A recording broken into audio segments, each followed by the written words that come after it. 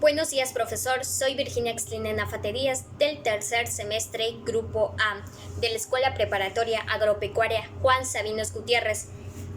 Sobre la materia de metodología, lo que voy a explicar son los principios básicos de la metodología, que principalmente el subtema es el organicismo, al igual que sostiene que las características exclusivas de los organismos no se deben a su composición, sino a su organización, que concibe a los seres vivos como sistemas organizados y da mucha importancia a la historia evolutiva de los programas genéticos que controlan sus funciones vitales.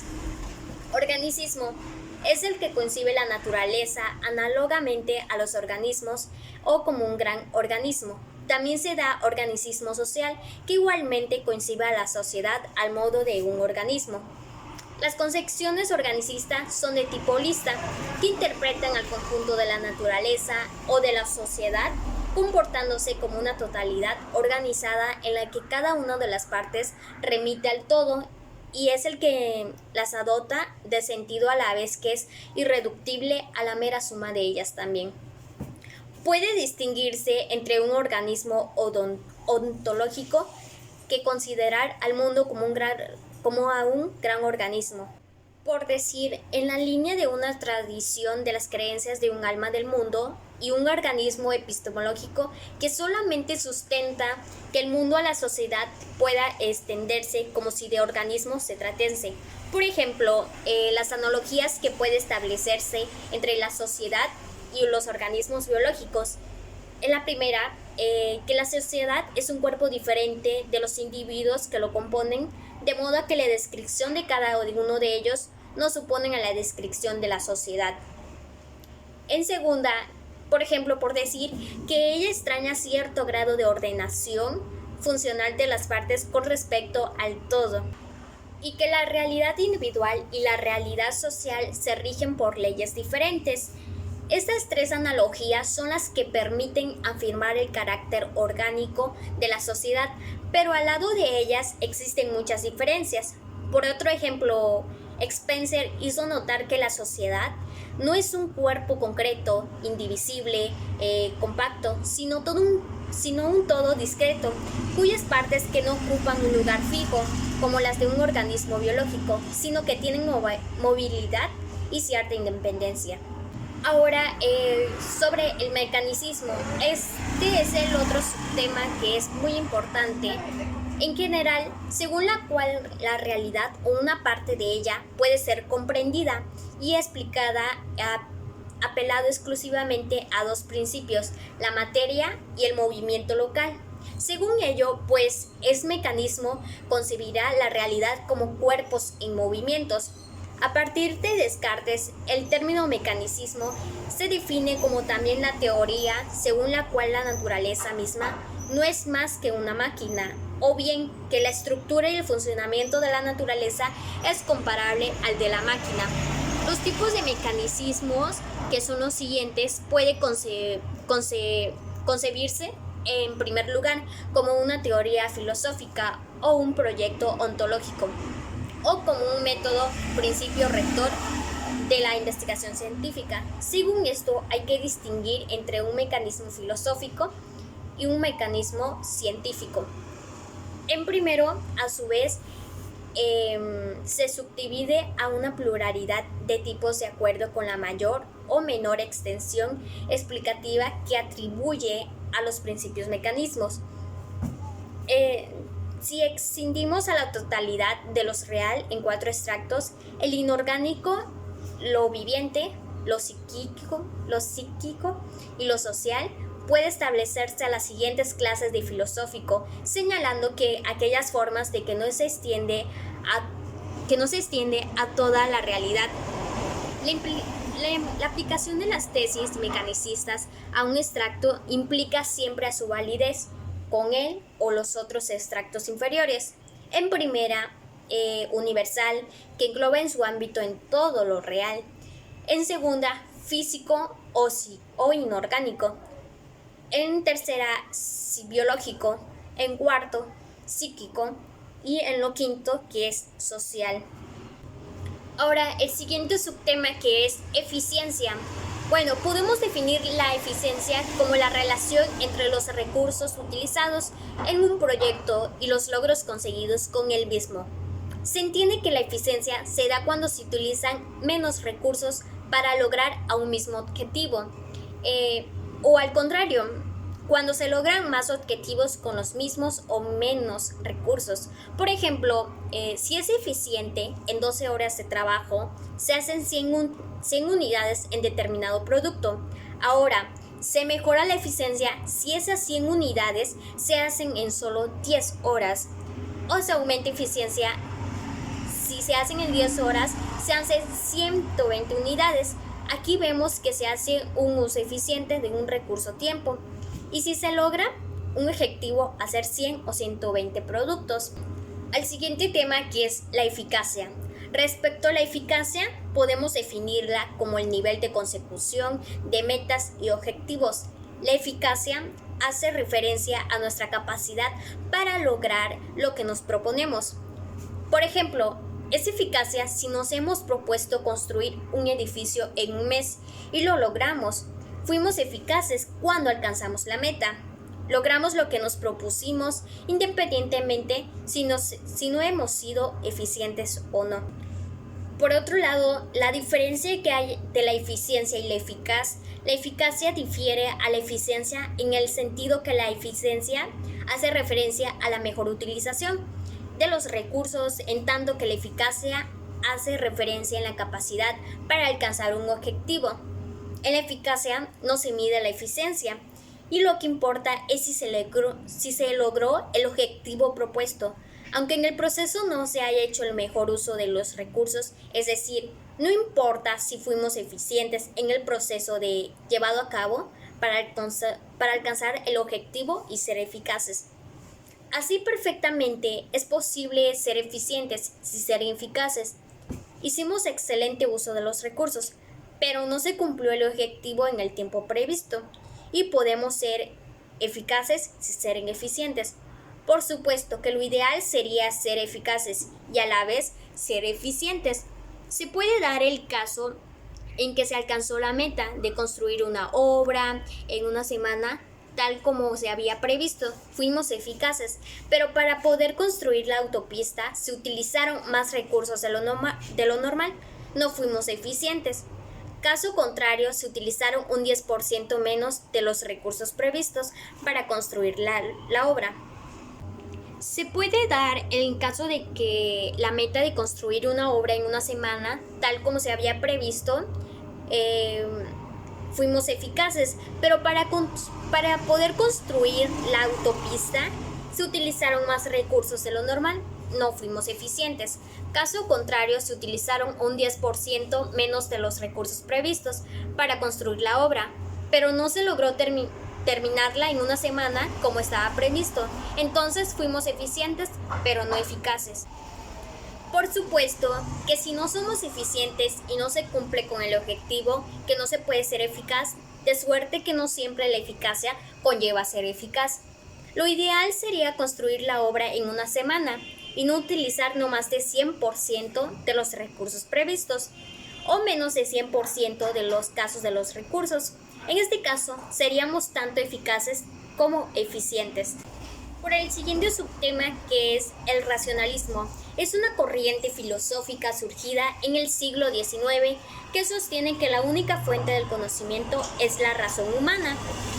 A esto se opone el empirismo, el cual afirma que solo se puede dar a conocer a través de la experiencia sensorial.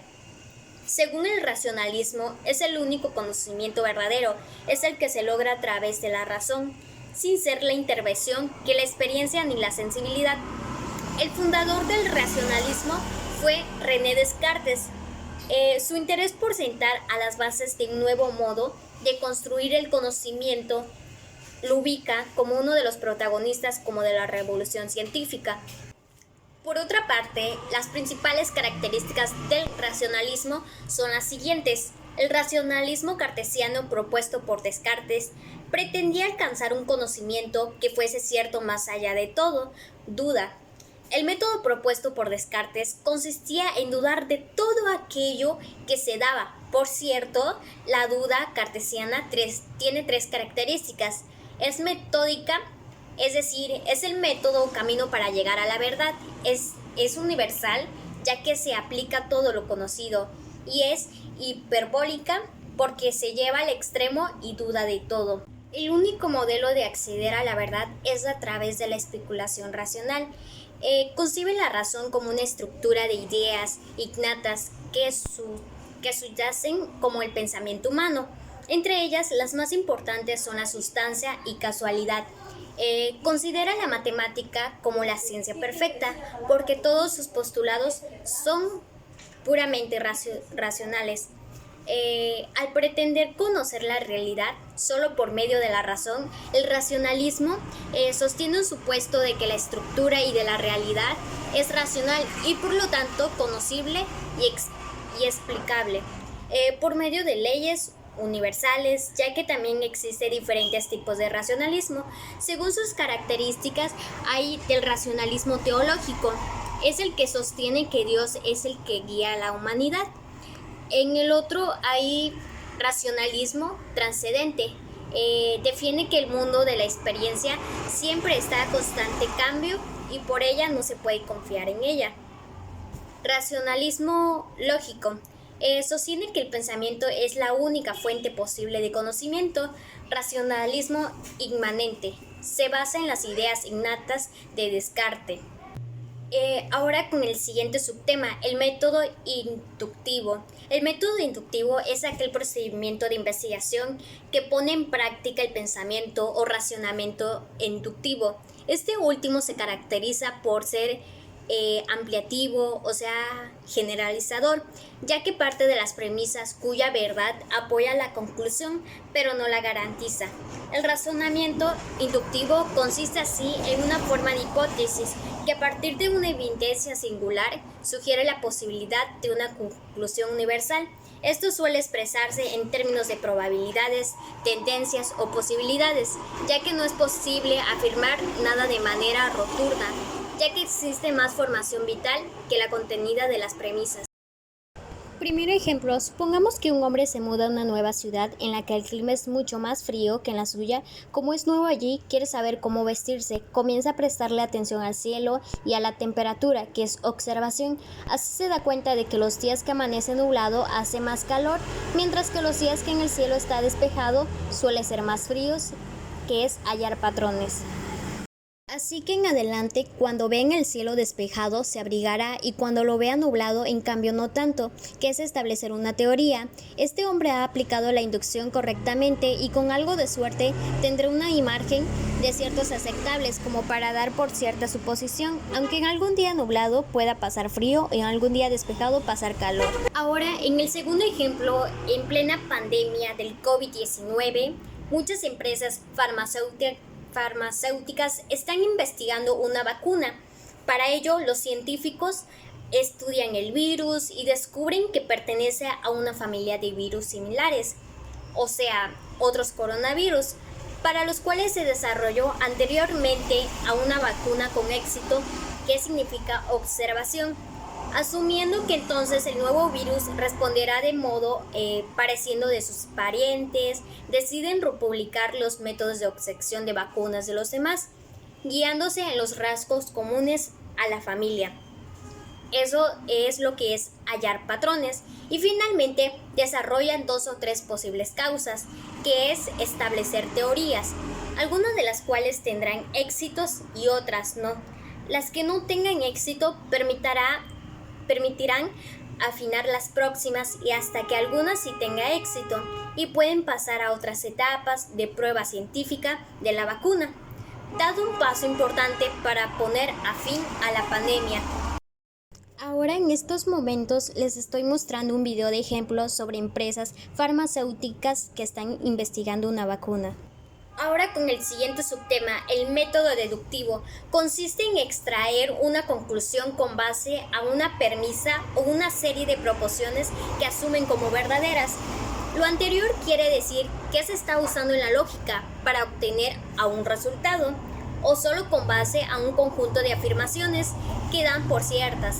Mediante este método se va de lo general, como leyes o principios, o lo particular, la realidad de un caso concreto. Cabe señalar que la veracidad de la conclusión obtenida dependerá de la validez premisas tomadas como base o referencia. Hay muchos tipos de método deductivo y los más principales son los dos tipos de método deductivo, que es el directa e indirecta. Esto puede aplicarse en dos formas, como lo acabo de mencionar, que es directa e indirecta. La directa significa se parte de una sola premisa. La segunda, indirecta, se usa dos o más premisas que son contrastadas. Universal, usualmente contiene una formación universal y otra un hecho particular. Por ejemplo, los perros ladran y tengo una mascota que es un perro, por lo tanto, mi mascota ladra. Ahora con el siguiente tema, que es el método cuantitativo.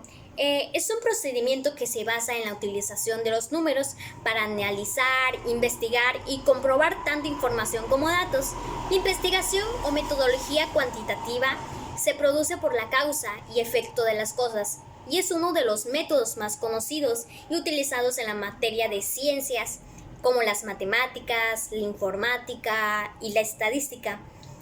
Muchos se preguntarán, ¿en qué se basa el método cuantitativo? El método cuantitativo se basa principalmente en los números y es una metodología que pretende tomar decisiones entre varias opciones cuando son variables de información y datos. Es decir, la investigación cuantitativa es un procedimiento de decisión que trata de analizar, delimitar la asociación y la generalización y el objeto de los resultados que se obtienen al estudiar en una población.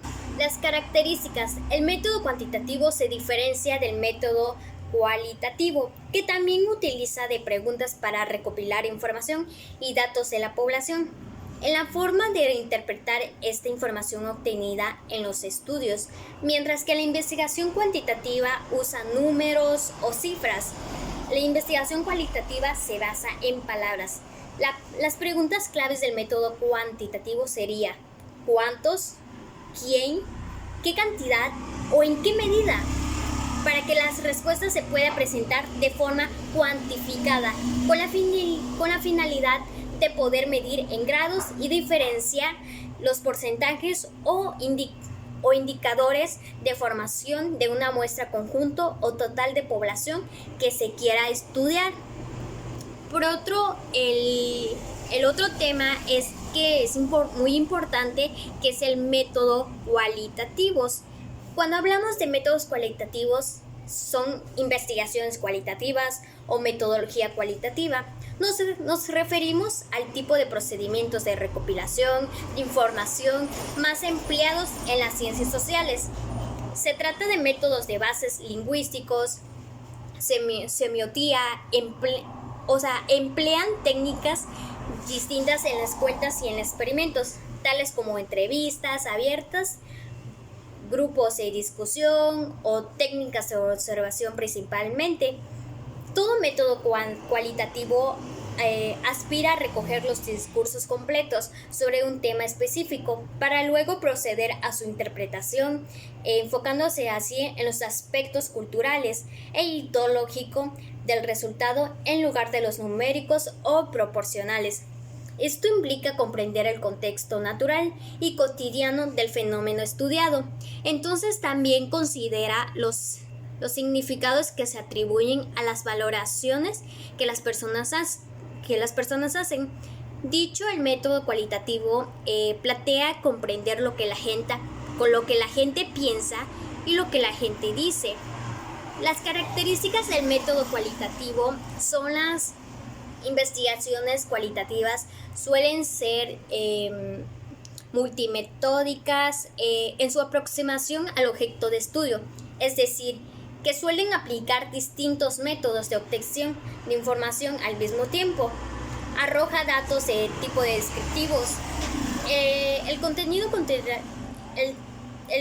Los datos de tipo descriptivo son el contenido cultural de las personas, los datos observables, lo que dicen, entre muchas cosas.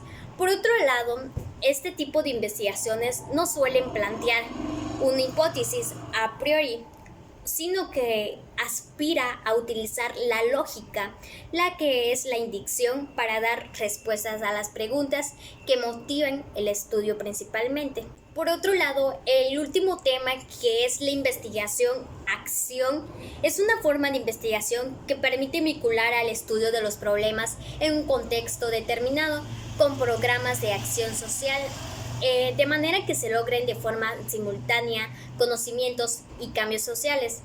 El concepto tradicional del modelo Letwin trabaja de 3 etapas: el cambio social, descongelamiento, movimiento, recongelamiento. El proceso consiste en la insatisfacción con el actual estado de cosas, identificación de un área problemática, identificación de un problema específico a ser resuelto mediante la acción, formulación de varias hipótesis, selección de una hipótesis, la ejecución de la acción para probar las hipótesis, evaluación de los efectos de la acción y generalizaciones. Por otro lado, mi conclusión, que es al final, porque muchos se preguntarán, ¿por qué la importancia del método científico? Bueno, en que a partir de él se puede obtener conocimiento fiable y válido, porque a partir de sus etapas, que son observación, medición, formulación de preguntas, análisis, hipótesis y experimentación, esto nos ayuda a tomar decisiones. Es un método perfecto para que nosotros tomemos decisiones cuando se nos plantea un problema. No hay nada mejor que poner toda la información sobre la mesa, por decir, y hacer un poco de investigación previa. Tomar una decisión, como por ejemplo, que lo acabo de mencionar, que son hipótesis, y llevarlo a cabo a un experimento y luego analizar qué tal ha ido las cosas. Y eso es todo. Muchas gracias. Espero y vean mi video y hayan tomado mucho la información, ya que es muy importante en nuestra vida cotidiana.